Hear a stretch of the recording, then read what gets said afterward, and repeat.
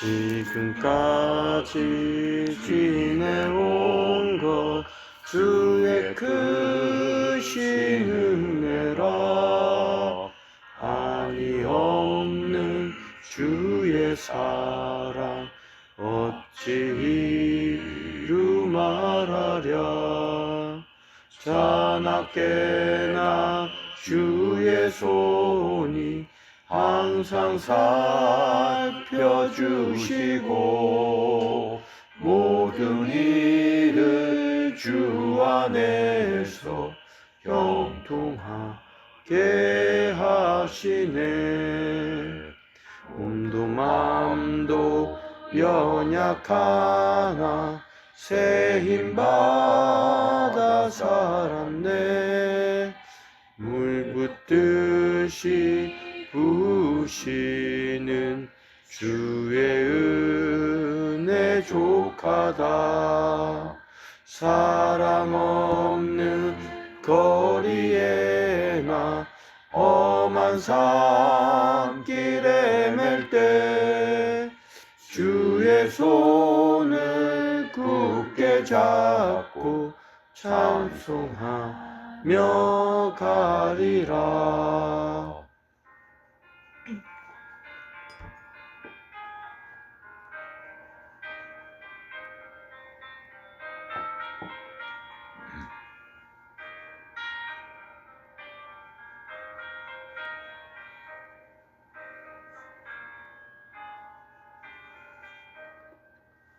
주님 다시 배울 날이 날로 날로 다가와.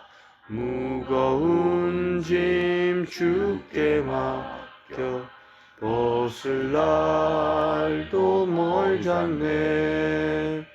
나를 위해 예비하신 고향 집에 돌아가 아버지의 품 안에서 영원토록 살리라. 아멘. 네. 오늘은 누가복음 계속해서 4장 9절부터 13절까지 함께 읽고 나눠보도록 하겠습니다. 찾았죠? 네. 또 이끌고 예루살렘으로 가서 성전 꼭대기에 세우고 이르되 내가 만일 하나님의 아들이거든 여기서도 뛰어내리라. 기록되었으되 하나님이 너를 위하여 그 사자를 명하사 너를 지키게 하시리라 하였고 또한 그들이 손으로 너를 받들어 내 발이 돌에 부딪히지 않게 하시리라 하였느니라. 예수님께서 대답하여 이르시되 주 너의 하나님을 시험하지 말라 하였느니라. 마귀가 모든 시험을 당한 후에 얼마 동안 떠나니라. 아멘. 우리가 이제 예수님의 그 시험 중에서 세 번째입니다. 세 번 예수님이 시험을 받았는데 마지막 시험은 예수님을 성전 높은 꼭대기에다가 마귀가 세워놨어요. 세워놓은 다음에 높은 데 보니까 그 성전 높은 데서 있는데 그 성전에는 사람들이 많이 있겠죠. 그러면서 거기서 뛰어내렸을 적에 하나님께서 너를 다치지도 않고 이렇게 무사하게 그 높은 데서 뛰어내리면 즉사할 텐데 하나님께서 당신을 보호해서 안 다치고 무사하게 내려오는 걸 보면 사람들이 얼마나 환호하겠어요. 대단하신 분이라고 하겠지. 정말 능력이 뛰어나시던 분이라고 하겠죠. 이제 그런 것을 예수님께 충동질을 하면 세워서 뛰어내려라 라고 하는 그러한 마귀의 유혹이 지금 펼쳐지고 있는 겁니다. 그것은 인생의 자랑을 지금 얘기하고 있어요. 마귀가 공격하는 게 세 가지라고 그랬죠. 육신의 정욕, 안목의 정욕, 인생의 자랑. 사람들이 갖고 있는 마음속에 갖고 있는 그러한 것들 중에 그 세 개는 누구한테나 갖고 있어요. 육신의 정욕, 그렇죠? 그 다음에 안목의 정욕, 눈을 봄으로써 갖고 싶어하는 그런 것들. 그 다음에 자랑하고 싶어하는 마음들. 그것은 사람이 갖고 있는 그러한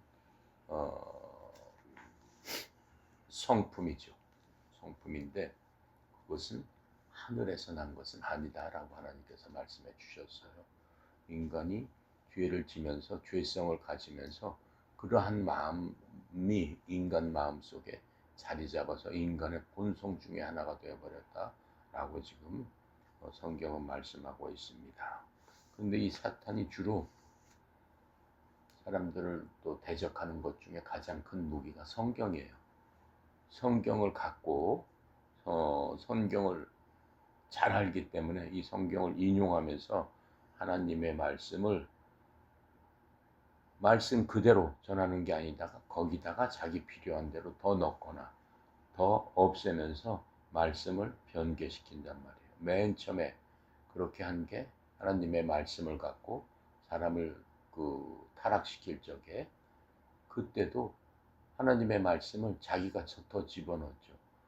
하나님께서 아담과 하와를 지으신 다음에 남자와 여자를 지으신 다음에 에덴 동산에다 놓고 말씀하셨습니다. 창세기에 보면 너희들이 내가 금지한 이 선악과를 먹을 시에는 반드시 죽으리라 이렇게 말씀하셨어요.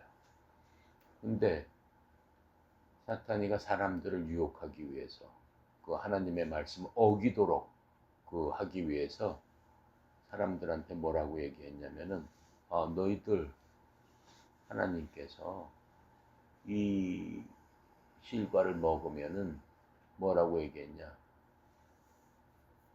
반드시 죽으리라라고 얘기를 하셨는데 사탄이는 죽을지도 모른다 이렇게 얘기를 했어요. 사람들한테. 그렇게 말씀하셨지만은 사실은 아니다. 내가 그 실과를 먹게 되면은 하나님처럼 눈이 밝아질 수 있다. 이렇게 얘기를 한 거예요. 하나님 비슷하게 된다 이렇게 얘기를 하면서 사람들을 유혹했단 말이죠. 근데 반드시 죽으리라라고 그대로 얘기했더라면은 먹었겠습니까? 먹지 않았겠죠. 죽을지도 모르는데 먹게 되면은 이렇게 하면서 자기가 하나님 말씀에다가 덧붙여서 유혹하는 말을 집어넣고 하나님의 말씀도 죽는다고 했는데 죽을 수도 있다라고 하나님의 말씀을 바꿨죠. 그것을 변개라고 하죠. 하나님의 말씀을 변개시켰단 말이에요. 그래서 이 사탄이의 그 전략이 하나님의 말씀을 사용하는 겁니다. 지금 여기서는 무슨 얘기를 하고 있어요? 시편 91편 11절부터 12절을 따온 거예요. 그러면서 예수님한테 그 말씀을 적용한 거예요. 시편 91편 11, 12절에 무슨 말씀이 있냐면은 그분께서 하나님을 얘기하는 거죠. 자신의 천사들에게 너에 대한 책무를 주사, 주님에 대한 거죠. 내 모든 길에서 너를 지키게 하시리라. 모든 일, 예수님께서 당하시는 모든 일에서 예수님을 지키게 하시겠다고 그랬어요. 그들이 그 천사들이 자기 손으로 예수님을 받들어 내 발이 돌에 부딪히지 아니하게 하리로다. 이렇게 말씀하고 있는 거예요. 지금 여기 이 시편의 말씀은 예수님뿐만 아니라 믿는 모든 사람들에게 그 말에게도 해당되는 그런 그 말씀입니다. 그래서 지금 이 사탄이는 이 말씀을 어떻게 변개시켰냐면은 11절에서는 내 모든 길에서를 빼버렸어요. 내 모든 길에서를 빼버렸고 12절에는 지금 여기 우리가 읽은 거는 11절이죠. 그들이 자기 손으로 너를 받들어 언제라도 내 발이 돌에 부딪히지 아니하게 하리로다. 그게 원문이에요. 근데 우리 성경은 NIV에서는 조금 바꿨어요. always를 빼버렸어요. 그래서 11절에 뭐라고 되어 있냐면 우리가 지금 읽은 대로 또한 그들이 손으로 너를 받들어 언제라도라고는 게 원래 말인데 성경을 번역하면서 그 말을 뺐어요. 내 발이 돌에 부딪히지 않게 하시리라 하였느니라. 그래서 원문대로 한다면은 한 11절의 말씀에서 내 모든 길을 갖다가 사탄이가 빼버리고 지금 그 예수님께 말씀하고 있는 거고, 두 번째로는 언제라도 라는 말이 없는데 언제라도 라는 말을 집어넣어서 예수님께 유혹을 하고 있는 그러한 말씀을 우리가 볼 수 있습니다. 근데 지금 상황이 어떠냐면은 많은 유대인들이 성전을 떠나지 않고 메시아를 기다리고 있다고 성경은 써 있습니다. 메시아가 성전으로 오신다고 하나님께서 구약에서 대언자들을 통해서 말씀하셨어요. 그러니까는 성전을 예수님이 언제 오실지 모르니까는 유대인들이 24시간 동안 기다리고 있는 거예요. 어떤 사람은 어떤 낮에. 그래서 항상 메시아 오시기를 기다리면서 기도하면서 그렇게 기다리고 있었던 바로 그러한 시기입니다. 그런데 사탄은 예수님을 바로 그 성전 꼭대기, 사람들이 모여있는 그 꼭대기로 데리고 가서 뛰어내리라고 지금 얘기하고 있습니다. 그래서 이런 상황에서 만약 예수님께서 내리셨는데 하나도 다치지 않고 멀쩡하시다면은 어떻겠어요? 모든 거기에 있는 백성들에게 추앙을 받게 될 것입니다. 바로 인생의 자랑, 그런 것들을 통해서 예수님께서도 사람이시기 때문에 그 갖고 있는 어떠한 그런 것들을 사람의 본성을 갖다 이용해서 내려라라고 이렇게 말씀하시지만은 예수님은 인성이 있으실 뿐더러 뭐가 있으신 분이에요? 신성을 갖고 있으신 분이에요. 그래서 예수님께서는 이 땅에 계시지만 우리 100% 사람하고는 완전히 틀리죠. 물론 100% 인간이에요. 예수님도 울고 웃고 화내시고 그 모든 것들을 갖고 계시지만은 예수님 속에는 우리랑 틀린 게 뭐가 없냐면은 죄성이 없다라고 하는 거예요. 육신의 정욕, 안목의 정욕, 인생의 사랑, 그거 자체가 없으신 분이다라고 하는 거예요. 왜? 예수님께서 사람으로 나시면서 모든 인간은 아담의 후손으로 태어났지 않습니까? 그러니까 아담과 그 하와가 그 자손을 낳지 않습니까? 가인과 아벨과 셋과 이런 자손들을 낳는데 죄를 지면서 아담의 죄가 자식들에게 그 성품이 그대로 전달해졌다라고 하는 거예요. 그 무슨 얘기냐면 아담의 DNA가 하나님께서 만든 DNA가 아니고 죄가 들어가면서 변개가 되면서 그 성품이 그 DNA가 자식들한테도 죄가 유전적으로 물려졌다라고 지금 성경은 말씀하고 있는 거예요. 그럼 그 때문에 그 아담의 후손인 모든 인간, 여러분이나 나도 바로 아담의 후손들이잖아요. 모든 인간들 속에는 그 피가 흐르기 때문에 죄성을 갖고 우리가 살아갈 수밖에 없다라고 하는 거예요. 육신을 갖고 있는 한은 죄성을 가질 수밖에 없다라고 하는 거예요. 근데 예수님은 어떤 분이셨어요? 우리가 이미 봐온 것처럼 예수님이 사람의 피를 받고 이 땅에 태어나신 분이 아니란 말이죠. 그렇죠? 그건 사람의 그 성품을 받고 태어나신 분은 아니에요. 왜요? 예수님은 성령님으로 잉태하신 분이기 때문에. 보통 인간들은 무슨 성령님으로 잉태해요? 여자를 통해서 그 아이들이 낳게 되는 건데, 여자가 결혼을 해야지, 남자하고 여자가 결혼을 해야지 거기서 아이들이 낳게 되는 거지. 그게 하나님께서 만들어 주신 거란 말이에요. 그런데 예수님께서는 그 방법대로 이 땅에 오시진 않았죠. 뭘 통해서? 성령님을 통해서. 하나님께서 직접 그 여자를 통해서 아이를 낳게 했는데 그분은 바로 예수님이다라고 우리가 이미 배웠죠. 그렇죠? 그래서 예수님께서는 인간의 피가 들어가 있지 않다라고 제가 설명을 했습니다. 그러니까 죄성이 없으신 분이다라고 얘기하는 거예요. 그래서 성경에 보면 예수님께서는 사람 중에 일부만 택하셨다, 이렇게 성경은 설명을 해주고 계시는 거예요. 사람의 육신만 택하신 거죠. 피까지 택하셔서 그 우리처럼 뭐 A형이다, B형이다, O형이다, AB형이다, 그게 없으신 거죠. 예수님도 피를 흘리며 돌아가셨는데 인간의 그걸 갖다가 분석을 하면은 A형, B형, O형, F형 그게 아닐 거다라고 그 생각하는 거. 하나님의 비죠. 하나님께서 만드신 특별한 분이시기 때문에. 이해가 되죠? 네. 자, 그래서 예수님께는 이러한 죄성이었기 때문에 마귀가 유혹해봤자 소용이 없는 거죠. 자, 그리고 또 이렇게 뛰어내리라라고 하고 예수님께서 성전으로 이제 하나님이 오신다라고 성경은 예약을 하고 있어요. 말라기서 3장 1절부터 2절에 보면은 세상 끝에는 무슨 일이 생기냐면은 만군의 주가 말은 하나님께서 말씀하신다는 거예요. 보라, 내가 내 사자를 보내리니 그가 내 앞에서 길을 예비할 것이요 또 너희가 구하는 주가 갑자기 자신의 성전에 임하리니, 갑자기 자신의 성전에 지금 임한다라고 말씀했기 때문에 이러한 말씀을 붙들고 이 구약 사람들이 지금 예수님이 성전에 오기를 기다리고 있다라고 하는 거예요. 근데 이것은 잘못 해석한 거예요. 지금 이 말씀은 언제냐면은 하나님은 이미 오셨잖아요. 마리아를 통해 가지고 이미 하나님께서 오신 거예요, 메시아가. 근데 지금 이때 오는 건 언제냐면은 이 세상의 마지막 때. 예수님이 지금 오신 것을 처음 오셨다라고 해서 초림 이렇게 얘기를 합니다. 그래서 마지막 때 오시는 것은 두 번째 이 땅에 오시는 겁니다. 그것을 재림이라고 얘기하는 거죠. 문 닫아 여기.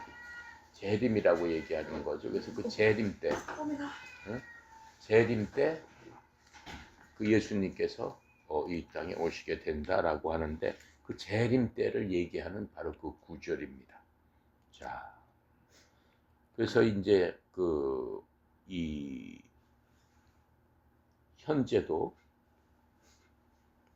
마귀의 사역자들, 즉 이 성경을 이용하지만 이 성경을 변개시켜서 자신이 뭐 예수님이다라고 하는 사람 많아요, 이 땅에. 뭐 이만희도 그렇고 그다음에 뭐 그렇게 그 이단들은 전부 자신이 무슨 예수님이다, 자신이 무슨 하나님께서 보낸 그 사자다, 예언자다라고 하면서 사람들을 불러 모은단 말이에요. 그 모든 사람들이 다 성경을 사용합니다. 근데 성경을 아주 잘 알아요. 일반 그리스도인들보다 훨씬 많이 알아요. 성도들보다. 그러니까 이 성경을 갖다가 사람을 유혹하려면은 수백 번을 읽고 이 성경 중에서 어떠한 부분을 갖고 달리 해석을 한다든가 자기 멋대로 해석을 해가지고 사람들한테 보여주는 거예요. 자, 봐라. 여기 성경이 이렇게 나와 있지 않느냐. 사람들은 이 성경을 전체적으로 모르게 되면 그 말이 맞는 줄 알죠. 그래서 사람들이 홀딱홀딱 넘어가 버리는 거. 아, 진짜 이 사람이 올바른, 진짜 아주 심오한 이러한 사람이구나. 이렇게 만든단 말이에요. 그게 바로 뭐예요? 신천지 같은 그러한 이단들이란 말이에요. 그래서 그러한 사람들은 어때요? 성경을 그럴듯하게 사용합니다. 성경을 이용해서 성도들을 유혹합니다. 일반 교회 가도 그 교회 문에 써 있잖아요. 신천지 금지. 교회까지 직접 들어가 가지고 사람들 사이에서 정말 열심히 해요. 어떠한 사람보다 열심히 봉사하고 열심히 헌금하고 뭐든 일에든지 솔선수범하고. 그래서 한동안 이렇게 보면 야, 저 사람 진짜 훌륭한 그리스도인이다. 이렇게 생각하게 만든 다음에 사람 한 사람 한 사람씩 다 파악한 다음에 그 중에서 사람들을 포섭하기 시작하는 거예요. 그러면서 성경 공부를 따로 가르치고 성경에 대해서 뭐 진리를 가르쳐 준다고 그래서 이렇게 하고 봐, 이거 봐라, 이렇지 않냐, 이렇게 않냐. 우리 목사님 지금 잘못 말씀하고 있는 거야. 이런 식으로 해서 교회를 분열시키고 교회를 갖다가 어지럽게 만들고 판을 가르고 해가지고 어떤 교회는 목사님을 쫓아내야 된다 해서 목사님 쫓아내는 경우도 있고 그 사람들 목표는 그런 거예요. 성도들을 유혹해가지고 원래 있는 목회자 쫓아내버리고 자기네들이 그러한 엉뚱한 교리, 엉뚱한 그 해석을 갖고 하는 사람들을 세워가지고 많은 성도들을 지옥으로 끌고 간단 말이에요. 자, 그래서 우리가 똑바로 올바른 성경을 갖고 똑바로 성경을 배우지 않으면은 이 세상은 정말로 어렵고 힘든 세상이기 때문에 바로 예수님 오시기 얼마 남지 않은 그러한 말세다라고 하는 거예요. 그럴 때는 이러한 가짜 선지자, 가짜 예수가 엄청 많이 나와서 세상을 혼돈한다라고 성경은 말씀해 주고 있습니다. 그래서 우리가 항상 말씀에 대해서 올바로 알고 깨달아야 됩니다. 고린도 후서 11장 13절부터 15절에는 그 부분에 대해서 이렇게 설명합니다. 그러한 자들은 거짓 사도요 속이는 일꾼이며 자기를 그리스도의 사도로 가장하는 자들이니라. 그것은 결코 놀랄 일이 아니니 사탄도 자기를 빛의 천사로 가장하느니라. 사탄까지도 자기가 선한 천사인 것처럼 아주 거짓으로 그렇게 한다라고 지금 성경은 말씀하고 있어요. 그러므로 그의 사역자들 또한 의의 사역자로 가장한다. 사탄의 사역자들, 뭐 이만이나 이 땅에 있는 그 여러 그 이단들, 그게 바로 사탄의 사역자들인데 그 사역자들도 자기가 가장 정의로운 올바른 자들로서 가장한다라고 지금 말씀하고 있어요. 하지만 그것은 결코 큰 일이 아니니라. 그들의 마지막은 그들의 행위대로 되리라. 그렇죠? 파멸하는 자들의 특징은 성경을 변개시키고 성경을 다르게 해석하고 하는 그러한 자들이 있다라고 성경이 확실하게 말씀을 해주고 있습니다. 베드로후서 3장 15절 16절에 보면 그 부분에 대해서 우리에게 이렇게 경고를 하고 있습니다. 또 우리 주의 오래 참으심이 구원인 줄로 여기라. 심지어 우리가 사랑하는 형제 바울도 자기가 받은 지혜대로 너희에게 이같이 썼고 또 그의 모든 서신에서도 이것들에 관한 그 안에서 말하였으되 그 안에 깨닫기 어려운 것이 들어 있으므로 배우지 못하여 불안정한 자들이 다른 성경 기록들과 같이 그것들도 왜곡하다가 스스로 파멸에 이르느니라. 이렇게 얘기하고 있어요. 그러니까 우리가 성경은 배워야 된다고 그랬어요. 배우지 않게 되면 어리석은 자다라고 성경은 우리에게 말씀하고 있습니다. 그래서 배우지 못하게 되면은 왜곡해가지고 엉터리로 가리킨다 하더라도 그냥 속아 넘어갈 수밖에 없는데 그러한 사람은 어리석은 자다. 성경은 분명히 그렇게 말씀하고 있습니다. 자, 12절 볼게요. 그랬더니 예수님께서 뭐라고 말씀하세요? 너는 주 내 하나님을 시험하지 말라 하였느니라. 그 예수님의 말씀이에요. 마귀 사탄이가 예수님께 그렇게 유혹하니까는 너는 주 하나님을 시험하지 말라. 이 말씀도 신명기 6장 16절에 있는 말씀을 갖다가 대적을 하신 거예요. 마귀가 가장 무서워하는 게 하나님의 말씀이라고 그랬죠. 말씀의 성령의 검, 말씀은 검이라고 그랬어요. 칼과 같다고 그랬어요. 무기와 같다고 그랬어요. 그래서 그 말씀을 갖고 지금 대적을 하고 있는 겁니다. 신명기 6장 16절에 무슨 얘기가 있냐면 너희가 마사에서 주 너의 하나님을 시험한 것 같이 그분을 시험하지 말라 이렇게 말씀하고 있어요. 우리가 어려움을 당할 때 시험한다는 게 하나님을 시험한다는 게 무슨 얘기냐면은 하나님의 성품에 반하는 그러한 것들을 하나님께 간구하면서 기도하면서 하나님께 그것을 해주십시오라고 계속 기도하는 그게 바로 하나님을 시험하는 것이다라고 성경은 얘기하고 있습니다. 그래서 주님의 약속을 믿고 우리는 간구해야 되는 거지. 그 약속은 어디에 있어요? 성경책에 있는 거죠. 어려울 때면 어떻게 하라고 그랬어요? 주님의 약속이 있잖아요. 어렵고 힘들 적에 엄청 많은 약속이 있어요. 성경에는. 그 약속을 뭐라고 말씀하셨나? 나한테 지금 어려움이 당했는데 뭐라고 말씀하셨나? 그 약속을 찾아봐야 되는 거예요. 찾아보기 위해서는 뭘 알아야 돼? 이 성경 내용을 알아야지. 모르면 뭐 어떻게 찾겠어? 이거 뭐 주고 여기서 뭐 찾아보세요. 찾을 수 있겠어? 이게 66권이나 되는 건데.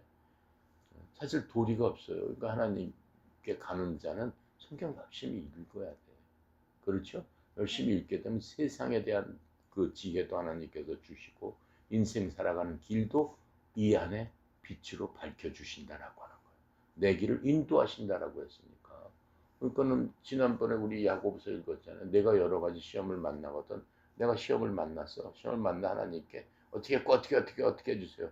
내가 다 계획하고 내 생각대로 한다면 하나님 앞에 아랜단 말이에요. 이거 빨리 해주세요.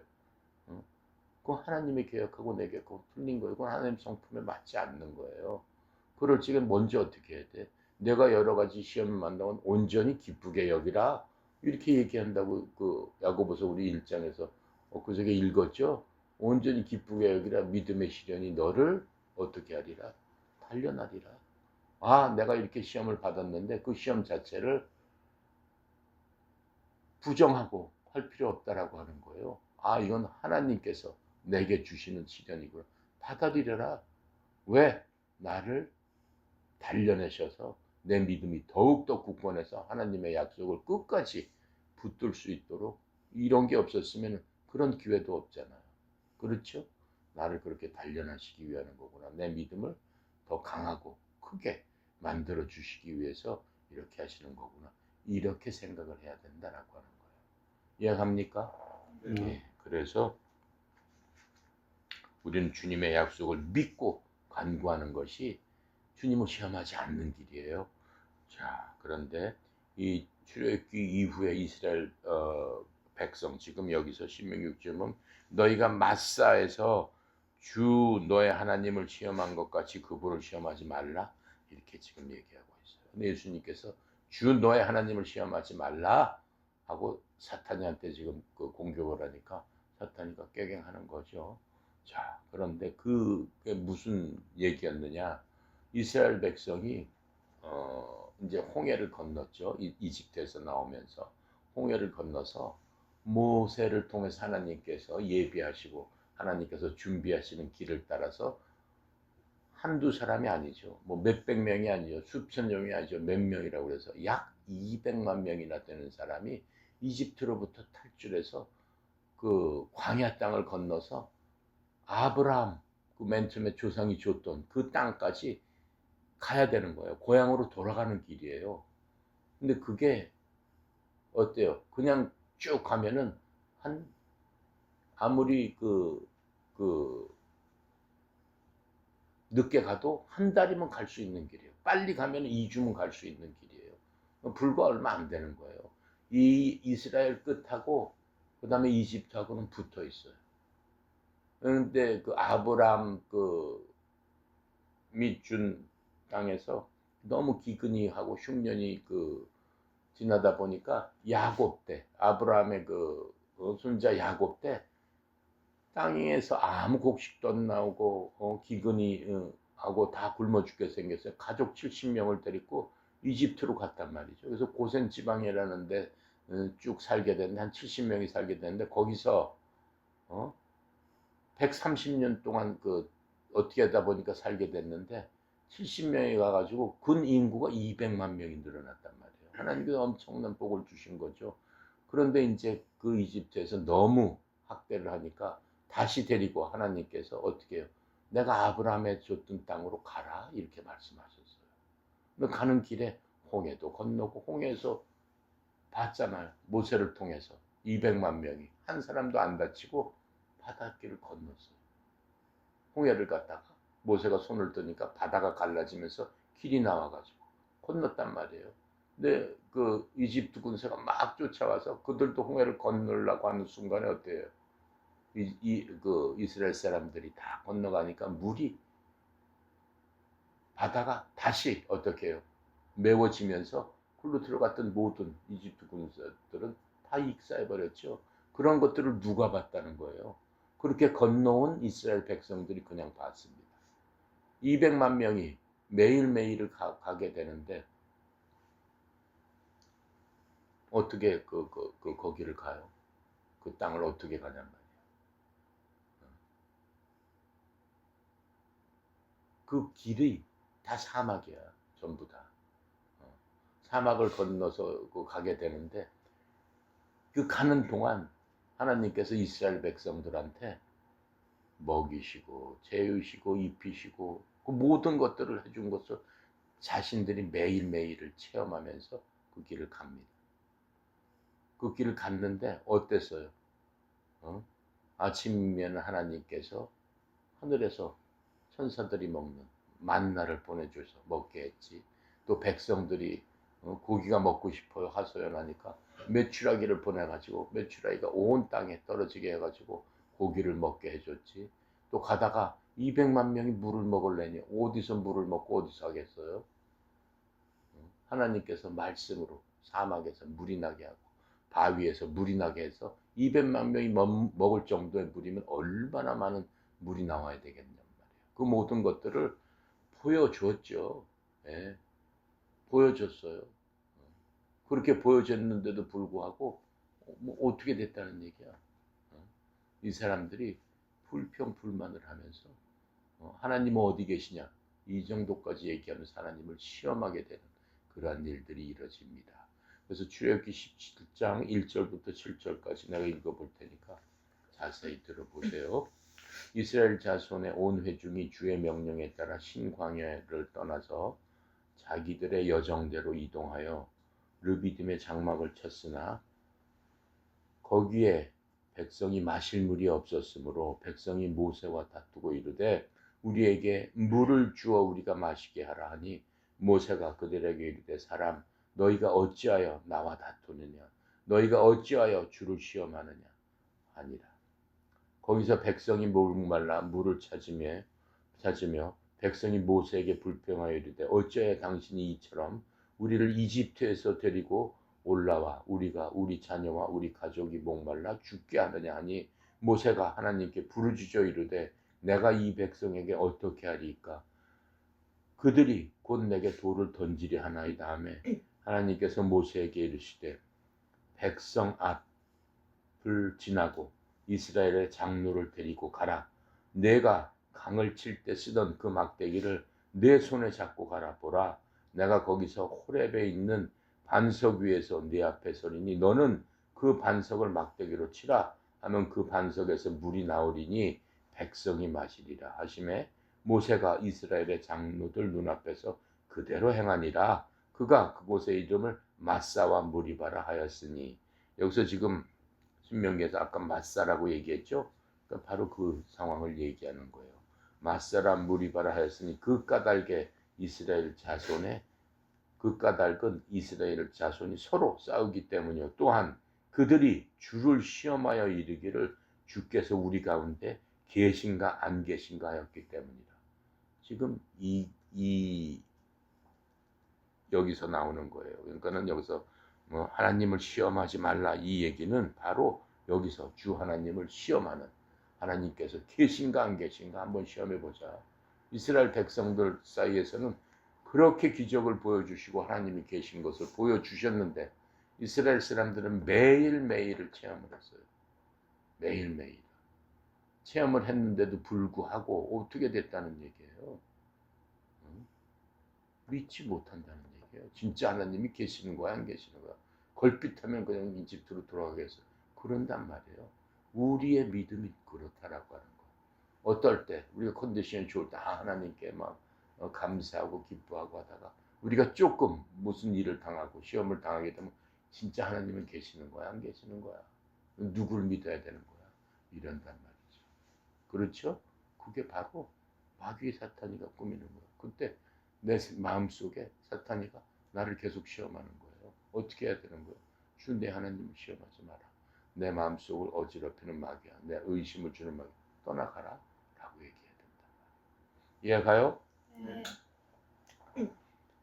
사탄이는 이제 예수님을 세 가지로 시험했죠. 맨 처음에 뭘로 시험했어요? 먹는 빵으로. 그렇죠? 돌을 갖고 빵으로 만들어 보세요. 그랬어. 그거는 하나님에 대한 무슨 시험이냐면 하나님의 사랑에 대한 시험을 해보는 거예요. 하나님께서 진짜 너를 사랑하신다면은 야 너를 그렇게 배고픈데 거기다 날 밀어 두시겠냐? 빵을 주셨지 않겠냐? 하나님 너 사랑하는 거 아니야? 그러니까 네가 직접 빵을 만들어 먹어. 지금 그 얘기를 하는 거예요. 예수님께서 뭐라고 했어요? 사람이 빵으로만 사는 게 아니다. 하나님의 말씀으로 살아야 되느니라. 그랬더니 마귀가 깨갱하고 도망갔죠. 왜요? 그 자기의 말이 통하지 않아. 하나님의 진리가 딱 나오니까 진리 앞에서 더 이상 마귀가 꼼짝할 수 없기 때문에 하나님의 사랑을 맨 처음에는 시험을 했습니다. 두 번째로 마귀가 어떻게 해요? 높은 데 올라가서 온 천하를 보여주면서 나한테 한번 절하면 이건 다 네 거다. 이 모든 것들이 나한테 준 건데 이거 다 당신 거야. 이거 다 당신 가지세요. 한번 절만 하면 돼. 이렇게 얘기하는. 그건 무슨 얘기예요? 하나님을 배신하고 자기를 섬겨라라고 하는 얘기잖아요. 그렇죠? 그럼 뭐에 대한 얘기예요? 예수님에 대한 그 소망에 대해서 시험을 하는 거예요. 예수님께서 갖고 있었던 소망은 뭐예요? 온 천하가 주님의 것이잖아요. 그렇죠? 주님께서 다스리고 이제 주님께서 다시 오셔서 새하늘과 새 땅을 만들어서 전부 다스리는데 지금 그렇게 얘기를 하고 있는 거. 네 소망을 지금 당장에 이뤄라라고 얘기하는 거예요. 나한테 이거 절하게 되면 당장 내 소망이 이루어지지 않느냐라고 하면서 예수님의 소망에 대해서 유혹을 하는 겁니다. 자, 그랬을 적에 예수님 뭐라고 그러죠? 오직 하나님께만 경배하라. 모든 피조물들은 오직 하나님께 경배하라. 너 마귀, 너도 피조물 아니야. 너도 하나님께 경배해야 돼. 지금 이렇게 말씀하면서 했던 것들을 알 수 있습니다. 자, 그러시고 히브리서 1장 12장 1절부터 3절에 보면은 아주 이런 훌륭한 얘기가 있습니다. 그러므로 증인들이 이렇게 큰 구름을 이루며 또한 우리를 둘러싸고 있으니, 증인이라는 건 뭐예요? 하나님을 믿는 하나님의 사람들. 그렇죠? 여러분과 나도 그 증인이 될 수 있다라는 거예요, 나중에. 근데 엄청난 구름처럼 많은 그러한 증인들이 이미 있다라고 하는 거예요. 또한 우리를 둘러싸고 있으니 모든 무거운 것과 너무 쉽게 우리를 얽매이는 죄를 우리가 떨쳐버리고 인내로 우리 앞에 놓인 경주를 달리며. 이게 아주 훌륭한 얘기잖아요. 모든 무거운 것, 여러분 마음속에 있는 모든 무거운 것, 내 앞에 놓여있는 모든 무거운 것들, 죄의 짐들, 그렇죠? 또 우리 앞에 나와 있는 여러 가지 환난과 걱정과 금심과 고민, 그 모든 무거운 것과 또 쉽게 우리를 얽매이는 죄, 이 유혹하는 것들, 육신의 정욕, 안목의 정욕, 인생의 사랑. 그냥 우리가 손만 뻗으면은 죄를 질 수도 있는 그러한 세상에 살고 있기 때문에 그러한 그 죄를 우리가 떨쳐버리고 다 내려놔야 된다라고 하는 거예요. 떨쳐버리고 인내로 우리 앞에 놓인 경주를 달리며, 인내로 경주를 달린다는 건 뭐냐면은 오직 하나님만 바라보고 우리의 소망을 누구한테 두고, 예수님처럼 하나님에 대한 사랑의 소망을 두고, 그렇죠? 내 소망을 하나님의 천국에 가는데 나는 반드시 이 땅에서 잠시 사는 동안의 즐거움보다는 영원히 사는 그곳에서 하나님과 행복하게 살리라, 영화롭게 살리라, 거룩하게 살리라 하는 그러한 소망 앞에서 그것을 향해서 경주를 하라고 지금 얘기하고 있어요. 우리 인생 사는 거는 믿음의 경주예요. 우리가 믿음의 그 소망과 그 하나님에 대한 사랑과, 그렇죠? 그 모든 것들을 이렇게 봤을 적에는 그 방향대로 계속 가야 되는 거예요. 그래서 하나님의 말씀이 우리 인생 길의 빛이다라고 얘기하는 거예요. 그러니까 말씀이 여러분 가는 길에 등불처럼 계속 켜 있는 거예요. 그러니까는 그 옆으로 떨어지면은 짐승들한테 잡혀 먹던가, 또 이쪽으로 가면 길을 완전히 잊어버려서 어떻게 되는 거예요? 혼란하게 되는 거예요. 그러니까 그 길에 나와 있는 그 빛들만 보고 우리가 달려가야 된다라고 하는 그걸 믿음의 경주라고 하는 거예요. 그래서 우리의 믿음의 창시자요 또 완성자이신 예수님을 바라보라. 여러분과 나랑 누구를 믿는다, 뭘 한다 라고 하는 그 믿음 자체를 누가 만들어줬느냐? 예수님께서 만들어줬다라고 하는 거예요. 믿음의 창시자일 뿐만 아니라 예수님은 그 믿음의 마지막이신 분이다라고 하는 거예요. 믿음의 완성은 또 예수님께서 해주시는데 그 믿음의 끝은 뭐예요? 우리가 천국 가서 예수님과 함께 살고 하나님의 자녀가 되고 예수님과 뭐가 된다는 거예요? 형제라는 거예요. 형제. 왜? 예수님이 하나님의 아들이라고 그랬으니까. 우리 아버지의 아들, 그런 의미의 아들은 아니지만은 그만큼 친밀한 관계다라고 얘기하는 거예요. 그러니까 아들 예수님이라고 얘기하니까 진짜 하나님이 아버지고, 예수님은 아들이고, 그러니까 아버지가 아들보다 높구나. 그런 의미의 아들이 아니에요. 우리 인간 세계 그 아버지와 아들 관계가 아니다라고 하는 거예요. 왜 하나님 아버지라고 불러? 그러면 그냥 이름이 Father예요. 우리 이 친구 이름을 그냥 아버지라고 부르잖아. 이 친구 이름을 아들이라고 하면 아들이라고 부르잖아. 아들이 뭐 불러봐. 이름이 아버지야. 한번 불러봐. 봐. 이름이 아들이야. 불러봐. 그거야. 아들아, 아버지 이렇게 부르는 거야. 그렇다고 해서 뭐 아들이야? 아니잖아. 이름이 그렇기 때문에 그런단 말이야. 하지만 아들하고 아버지라고 부를 정도면은 엄청 친밀한 관계다. 진짜 아버지와 아들보다 더 친밀한 관계다라고 얘기를 하고 있는 거예요. 그게 아버지하고 아들 예수님하고 성령님과 세 분의 관계다라고 얘기하는 거예요. 이해합니까? 자, 그래서 그 예수님, 아들 하나님이신 예수님께는 어땠어요? 이 땅에서 자기 앞에 놓인 기쁨으로 인해 십자가를 견디고 그 수치를 멸시하셨다라고 얘기했어요. 예수님은 이 땅에 오셔가지고 오시자마자 엄청난 고난을 많이 받았잖아요. 아기 때부터 헤롯 왕이 죽인다고 그래가지고 어때요? 강부에서 아기를 데리고 이집트로 도망갔다가 왔잖아요. 왜냐하면 두 살에 있는 애들은 다 죽여라 그래가지고 그 베들레헴부터 시작해가지고 이스라엘 전역에 있는 애들 다 죽여버렸잖아요. 그렇죠? 이건 아기 때부터 그렇게 그 고난을 받으셨단 말이에요. 하지만 예수님께서 아주 비참한 그러한 집안에서 태어나셔서 배우지도 못하고 헐벗고 그다음에 그 인생으로서는 참 어려운 그 천민과 같은 그러한 생활 또 그러한 직업을 갖고 이 땅에서 사셨지만은 그런 것들을 다 어떻게 해요? 멸시하셨다라고 그랬어요. 그런 건 개의치 않으셨다라고 하는 거예요. 왜? 앞으로 올 그러한 기쁨, 그것을 생각하니까 그건 아무것도 아니다라고 하는 거예요. 우리도 그렇게 본받아야 된다라고 하는 거예요. 누가 우리 예수님도 뭐라고 하더라도 그건 아무 소용없는 거예요. 우리가 앞으로 있을 그 기쁨, 그 소망, 예수님에 대한 사랑, 그걸 갖고 전진해 나가야 된다. 경주를 해야 된다라고 우리에게 지금 격려를 하고 있는 거예요. 그러셔서 지금 어때요? 하나님 아버지 왕좌 오른편에 계시느니라. 앉아 계시는 거죠. 그래서 죄인들이 자기를 대적하여 이처럼 거역한 것을 견디어내신 분을 깊이 생각할지어다. 예수님에 대해서 우리가 깊이 생각해야 된다는 거예요. 왜요? 이것은 너희가 너희 생각 속에 지치고 기진하지 아니하게 하려 합니다. 우리가 예수님에 대해서 이렇게 자세히 공부하고 시험 받을 때나 뭘 때 자세히 공부하는 이유는 인생 살아가면서 여러 가지 생각 속에서 지친다고 그랬어요. 여러 가지 힘든 생각, 어려운 생각, 모든 생각이 많잖아요. 살아가면서 많은 관계성이 있기 때문에 가정에서, 외부에서, 직장에서, 밖에서, 동료지 간에, 선후배 간에 이 모든 것들 그런 것들을 생각할 때 지치고 완전히 기진한다는 거는 기진맥진한다. 진이 다 빠져버린다는 거예요. 근데 그렇게 되지 않게 하기 위해서는 예수님과 동행하며 그리스도 안에서 어떻게 해야 된다는 거예요? 함께 가야 된다라고 하는 가장 행복한 게 그리스도 안에서 그리스도와 동행한다라고 하는 거예요.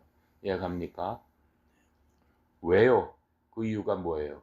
우리의 모든 것들을 내가 하나님께 기도하기 전에 하나님께서 나의 필요한 모든 것들을 아시고 그 단계까지 가면은 내 필요한 것들을 내가 기도하기 전에 하나님께서 아시고 주신단 말이에요.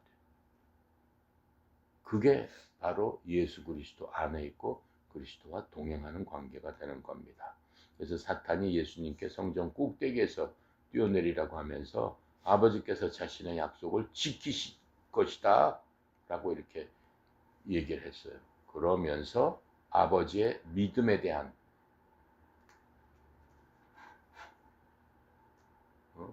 의문을 제기하도록 예수님을 막 충동시키고 꼬드기는 거예요. 그렇죠? 또 뛰어내려봐. 왜? 네가 아버지를 얼마나 믿나 한번 보여봐. 왜? 시편에 나와 있잖아. 내가 뛰어내던 내 발을 땅에 닿지 않게 받치리라고 했잖아.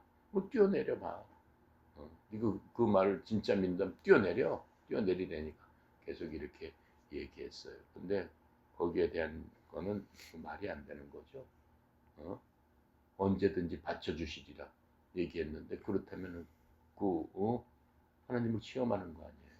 언제든지라는 거는 내 욕심대로 하나님을 사용해 버리는 거 아니에요. 내 욕심대로 막 해놓고 하나님 해주신다고 했으니 해주세요. 그건 하나님을 시험하는 일이란 말이에요. 아까 내가 하나님을 시험하는 거는 하나님의 뜻 가운데서 하나님께 구하는 건 하나님을 시험하는 일이다 라고 얘기했잖아요. 마귀가 지금 그렇게 하는 거예요. 우리 기도가 그렇게 되면 안 되는 거예요. 마귀 기도가 돼버리는 거예요. 그렇게 하면 절대 안 되는 거예요. 하나님을 시험하는 거예요. 그렇죠? 하나님의 뜻 가운데서 우리가 기도를 올바르게 해야지. 언제든지 이렇게 해주신다고 그랬으니까 내가 하나님의 구원받은 자녀니까 그냥 내 생각대로 마귀가 시험하는 거기에 빠져버리는 거예요. 그렇죠? 내 욕심대로 하는 것은 하나님을 시험하는 일입니다. 자, 그래서 사탄은 그리스도의 삶의 세 가지 덕목이에요. 우리가 갖고 있어야 될 가장 중요한 게 믿음, 소망, 사랑입니다. 근데 이 세 가지 덕목을 갖고 예수님을 공격한 겁니다. 그래서 사탄이 가장 성전의 높은 부분에 있는 거룩한 도시에서 또 우리를 유혹할 수도 있는 거예요. 왜요? 빛의 천사로 나타난다고 그랬잖아요. 나타나. 그렇죠? 우리가 깨어 있지 못하면은 광명한 천사인 줄 안다라고 그 성경은 얘기를 하고 있어요. 그래서 예수님까지 그 유혹한 이러한 사탄, 그래서 예수님을 유혹한 이러한 시험에 따라서 사탄은 성경을 인용하기로 자기가 결심한 겁니다. 그래서 시편 지금 91편 11부터 12절을 사탄이가 선택한 거죠. 자, 그래서 하나님의 그 자녀가 하나님의 뜻 안에 있을 적에 그러한 사람은 하나님의 보호와 보살핌을 요청할 수 있는 거예요. 그러니까 우리가 그리스도 안에 있다는 게 굉장히 중요해요. 근데 하나님께서는 어때요? 그리스도 안에 정말 우리가 있게 되면은 내가 하나님 앞에 요청하기 전에 하나님께서 채워주신다.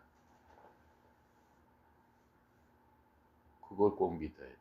우리 윤코치는 아기가 둘이나 있는데 아기가 뭘 요청하기 전에 필요한 것들은 미리 다 준비하죠. 언제쯤 뭐가 필요할 것이다. 언제쯤 뭐가 필요할 그러죠. 바로 그거다라고 얘기하는 거예요. 왜? 그 아기가 부모님 안에 있기 때문에 그런 거예요. 100% 부모님 순종하고 100% 부모님 하는 대로 따라하고 아기들은 그럴 수밖에 없어요. 아직까지 자기 의지가 없기 때문에. 그랬을 경우에는 하나님께서 100% 책임을 져주는 거예요. 100% 책임을 주는 거예요. 근데 아기가 부모가 그렇게 하려는데 그냥 조그만 아기가 막 길로 나가버리고 막 지가 아장아장해서 얼로 없어져 버리고 숨어버리고, 그럼 그거 되겠어 안 되겠어? 안 되는 거잖아요. 어떻게 해주고 싶어도 해줄 수가 없잖아요. 그렇죠? 그러니까는 우리가 해야 될 일이 뭐예요? 그리스도 안에서 하나님께 순종했을 적에는 하나님께서 모든 것들을 이미 아시고 내가 요청하기 전에, 기도하기 전에, 그러한 것들을 필요를 요구하기 전에 하나님께 다 미리 준비해 주신다라고 얘기하는 거예요. 하지만 우리가 필요한 건 뭐예요? 그렇게 하기 위해서 우리가 필요한 거는 하나님께 무슨 기도를 해야 되겠어요? 하나님께 나를 버리는 기도를 하나님께 해야 돼요. 그게 진정한 기도예요. 나를 버리는 거. 주님, 내가 내 인생 살면서 내 육신의 정욕, 안목의 정욕, 인생의 자랑으로 살지 않도록 오직 하나님의 말씀에 순종하며 살 수 있도록 나를 도와주세요. 그렇죠? 내 욕심을 버리는 기도가 진정한 기도예요. 이해갑니까? 네. 그래서 우리가 하나님의 말씀에 어긋나게 하나님께 요구하게 될 때에는 우리는 하나님을 시험하는 겁니다. 비록 하나님이 정말로 오래 참으시고 은혜로운다고 하시더라도 하나님의 인내심을 시험하는 것은 어떻게 보면 굉장히 위험한 일입니다. 근데 하나님께서는 우리가 여태까지 그렇게 기도해 왔어요. 나도 여태까지 그렇게 기도해 왔고, 많은 사람들이, 그리스도인들이 여태까지 그렇게 기도해 왔고, 그렇죠? 그러면서 교회가 또 그렇게 부추기는 교회도 있어요. 그런 구절만 따가지고. 그거는 하나님의 뜻이 아니에요. 예, 그건 마귀가 하는 방법이에요. 딱 그 구절만 따가지고 이렇게 했으니까 이렇게. 성경은 그렇지 않아요. 내가 보여줬죠. 스트롱코드 책 보여줬죠. 거기에서 뭘 찾으면 수백 개가 나오잖아요. 그 수백 개 중에서 90%가 뭐라고 얘기했느냐라고 하는 게 하나님의 말씀이에요. 그 중에서 무슨 뭐 10%, 5%를 갖고 요 봐라 이렇게 돼 있지 않느냐. 그건 아니에요. 마귀가 쓰는 방법이에요. 그러니까 성경은 전체적인 문맥, 앞뒤하고의 그러한 연결 부분, 이런 모든 것들을 종합해서 보고 이 말씀은 이 부분이구나 라고 하는 것들을 분명히 깨달아야 돼요. 그래서 성경을 많이 알아야 되는 거죠. 자, 13절 볼게요. 마귀가 모든 시험을 다 한 후에 얼마 동안 떠나니라. 마귀가 이제 시험을 당했는데 오히려 시험을 했다가 시험을 받고 도망가 버린 거죠. 예. 그래서 예수님께 이제 얼마 동안 떠나갔지만 마귀는 끈질기기 때문에 어떻게 되는 거예요? 또 다시 다른 방법을 써서 다른 사람을 통해서 예수님을 괴롭히고 예수님을 결국은 십자가에 못 박게 하소서라고 하는 그런 것들을 우리가 볼 수 있습니다. 자, 오늘은 여기까지 하겠습니다.